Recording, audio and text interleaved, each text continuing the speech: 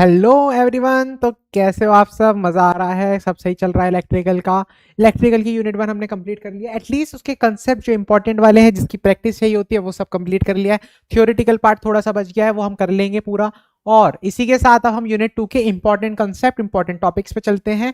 Unit 2 के अंदर अब तक हमने जो पढ़ी थी वो चीज़ें थी हमारी नॉर्मल इक्वेशंस कैसे बनाने हैं। यूनिट 2 के अंदर हम वो चीज़ें पढ़ने वाले जो हमने एक चैप्टर में पढ़ी है, एसी। ये सब ट्वेल्थ का ही कनेक्शन चल रहा है। ट्वेल्थ में तुमने काफी कुछ इसमें से पढ़ रखा है। आ जाओ, क्या है representation of sinusoidal wave forms? किस टाइप की? दो तीन टाइप की होती हैं। एक हमने, तुमने याद हो, इफ तुम्हें याद होंगी चीजें, हमने पढ़ा था आरएमएस वैल्यू, एवरेज। याद है कि इसकी वैल्यू 0.707 होती है, इसकी वैल्यू 0.637 होती है। और किस तरीके से निकालते हैं? एक हम यूं लेते हैं अपना, अगर एवरेज हम पूरे की नहीं लेते थे, 0 से पाई तक की ही लेते थे, क्योंकि अगर 0 से 2 पाई लेंगे तो एवरेज कट जाएगा, इससे का एवरेज कट जाता था।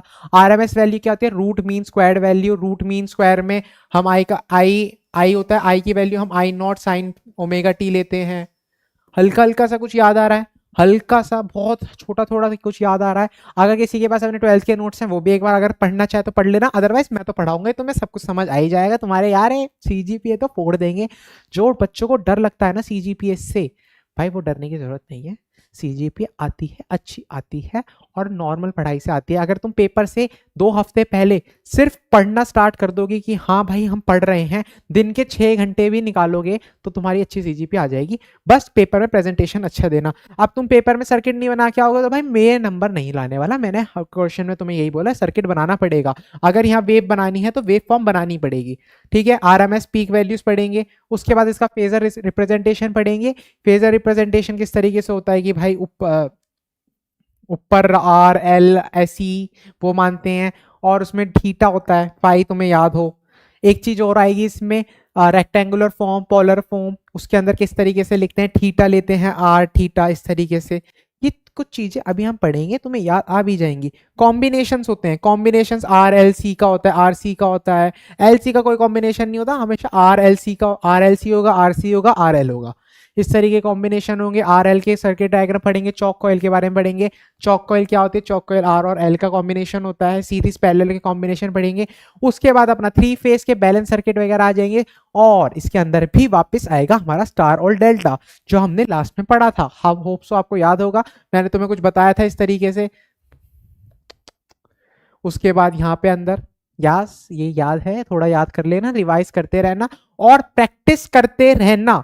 इसमें एक चीज, active power, apparent power, power factor, ये सब चीजें आएंगी। और मोस्ट इंपॉर्टेंट जो क्वेश्चंस बनेंगे 5 नंबर में न्यूमेरिकल, वो इसमें बनेगा।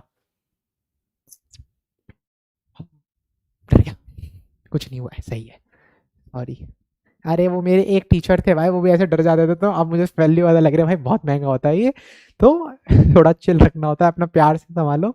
ऐसे हैं हमारे टीचर थे, हैं भाई, मैं उनकी बहुत रिस्पेक्ट करता हूँ। यस। और अपना सिंगल फेज सर्किट्स पढ़ने हैं, सब कुछ पढ़ेंगे एक साथ। और इसमें से इंपॉर्टेंट क्या है? अपेरेंट पावर, पावर फैक्टर, ये निकालना। फेजर डायग्राम बनाने को आएगा, और आर एल सी को जब हम सॉल्व करेंगे तो आएगा। आर एल सी वाला जो हम सर्किट चीजें जब सॉल्व करेंगे, तो तुम्हें जब चीजें समझ आएंगी कि सॉल्व करनी है, और उसके बाद पावर फैक्टर निकलेगा, उसके बाद ही एक्टिव पावर निकलेगी। तो इसके ऊपर चलते हैं लास्ट में। पहले किसके ऊपर बेस्ड है ये सब चीजें? Alternating current. अल्टरनेटिंग करंट क्या होता है? अल्टरनेटिंग करंट होता है ये, और ये होता है हमारा डीसी करंट, जो कांस्टेंट रहता है। मोबाइल फोन जब चार्ज होता है वो डीसी पर होता है, इसके लिए अडेप्टर आता है। अडेप्टर के बिना चार्ज नहीं होगा, डायरेक्ट लगा के देखना। बट एसी करंट हमारी सप्लाई में आता है। ठीक है। Periodically reverses direction, it follows a wave form, जो किस टाइप की होती है? Sine wave. साइन वेव कैसी होती है? साइन वेव होती है हमारी सबसे नॉर्मल वाली। इतनी प्यारी सी वेव फॉर्म है, अच्छी सी, स्वीट सी। और ये क्या होता है? एक कांस्टेंट डायरेक्शन में चलता है और चेंज नहीं होती है इसकी वैल्यू टाइम के साथ। ठीक है। इसके बाद हमने इसके ये बता दिए हैं, इसके डिफरेंस। ऑल्दो ये 1 या 2 नंबर में ही आएगा। क्या? Varies with time. क्या ज्यादा से ज्यादा? ये क्या होता है? टाइम के साथ वेरीज होता है, ये कांस्टेंट रहती है। और ट्रांसमिशन का लॉस होता है। भाई देखो, इसमें हम एसी क्यों यूज करते हैं, उसका एक बहुत बड़ा रीजन है, इसमें लॉस कम होता है। इसमें लॉस कम होता है, बस। अपना चलते हैं, ये तुम पढ़ लेना, ये 1 या 2 नंबर में आता है, वो बैटरीज में इजीली स्टोर हो जाती है, ये स्टोरेज में प्रॉब्लम आती है। इस वजह से हमें जो भी बैटरीज होती है उसमें डीसी होता है, बट हमारी जो सप्लाई घरों में आती है क्योंकि वो दूर से आती है तो एसी में आती है। अब मैंने क्या बोला था, ये सब एक क्वेश्चन का पार्ट होने वाला है, एक ही क्वेश्चन में आएगा, why do we use AC for power, what is AC, differentiate between AC and DC, why do we use AC for power transmission. ये 3 नंबर में क्वेश्चन आ जाएगा, एक एक नंबर में तुम्हें तीनों चीजें लिखनी है। क्यों लिखना है भाई, पावर ट्रांसफर में लॉस कम होता है, रिड्यूसिंग क्या, रिड्यूसिंग पावर लॉस कम होता है, क्या लॉन्ग डिस्टेंस ट्रेवल हो जाता है। भाई लॉन्ग डिस्टेंस लोगों का नहीं चलता बट एसी का चलता है, समझे, इसलिए डीसी फेल है, एसी यूज है। बस जो लॉन्ग डिस्टेंस चला रहा है भाई समझो। और एसी जनरेटर चीपर होते हैं, जो भी जनरेटर बनता है उसमें एसी सप्लाई का यूज किया जाता है। तुम्हें याद हो बाई चांस तुमने 10th में एक चीज पढ़ी थी, हम ना मैग्नेट गोल गोल गोल गोल गोल घुमा रहे थे, वो किस लिए घुमा रहे थे तुम्हें याद है, उसमें भी ना हमारा एक तरफ 90 डिग्री बन जाता था, एक तरफ 180 डिग्री हो जाता था, तो एक टाइम सप्लाई आती थी एक टाइम सप्लाई नहीं आती थी, इस वजह से ही होता था, क्योंकि एसी जनरेटर बनाना आसान है। अब आगे चलते हैं इंपॉर्टेंट टॉपिक्स पर, इंडक्टर, कैपेसिटर, रजिस्टर।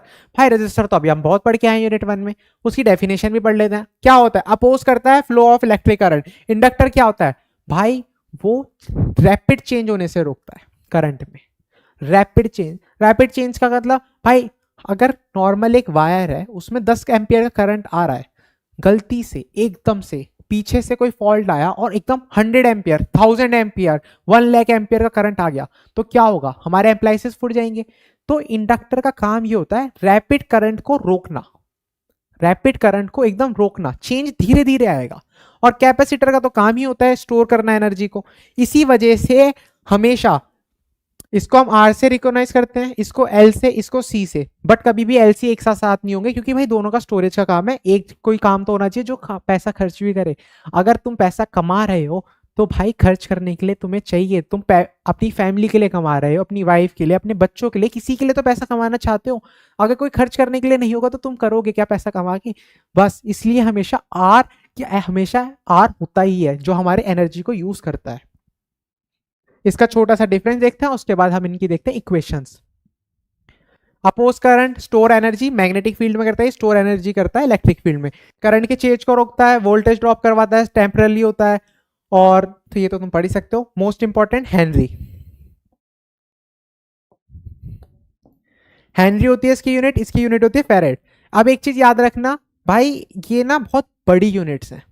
ओम हमें हमेशा मिल जाती है, किलो ओम भी मिल जाता है, बट किलो ओम तो तुम्हें पता ही है, एक में 1000 ओम होगा, 1 किलो ओम में कितना होगा, 1000 ओम। बट हेनरी के केस में क्या होता है, हमेशा ज्यादातर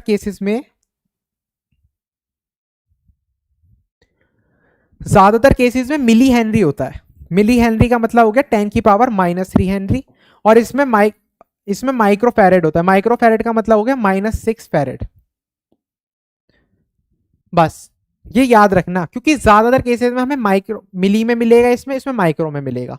अब इसके फॉर्मूले, ये तो भाई ओम बाबा इनको तो प्रणाम करो। V equal to I R, ये हमने एक 12th में फॉर्मूला पढ़ा है, V equal to L D I by D T. इसके अंदर जो ये L है यही हमारा इंडक्टर है, ये D I by D T क्या, चेंज इन करंट, ये इसको रोकता है। Q equal to C V, ये भी हमने 12th में पढ़ा है, Q इक्वल टू सी।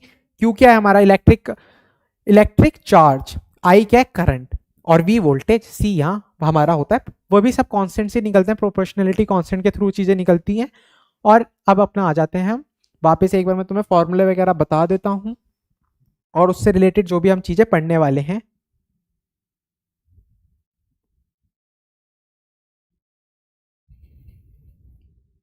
देखो अभी तक हमने क्या तीन चीजें देखी हमने, V equal to I R, इसमें क्या ये resistance, L D I by D T, ये किसके बराबर है V, और एक है हमारा Q equal to C V. क्या इन तीनों इक्वेशंस का कहीं यूज होगा, नहीं होगा, सॉरी कहीं नहीं होगा, इसमें कहीं नहीं होगा। V equal to I R का यूनिट 1 में होता है, यहाँ में L की वैल्यू मिली हुई होती है, C की वैल्यू भी मिली हुई होती है, तुम्हें बस पता होना चाहिए कि ये कहाँ से निकली है। तो तब पेपर में इसका डिफरेंस की बात आएगी तो तुम्हें इसलिए लिखना पड़ेगा, बस ठीक है। अपना चलते हैं मेन चीज पर, जो है हमारी रेजिस्टेंस के अकॉर्डिंग रिएक्टेंस। भाई अब एक बताओ, इंडक्टर है तो उसकी अपनी रेजिस्टेंस होगी, उसकी वैल्यू होती है ओमेगा एल। हम उसे कैसे दिखाते हैं? ओमेगा एल, इसको दिखाते हैं ओमेगा सी। नहीं नहीं सॉरी,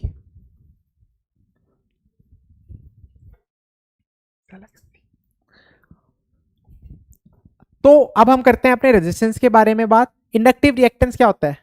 इंडक्टिव रिएक्टेंस होता है हमारा एक्सएल, और कैपेसिटिव रिएक्टेंस क्या होता है हमारा? एक्ससी। What is एक्ससी?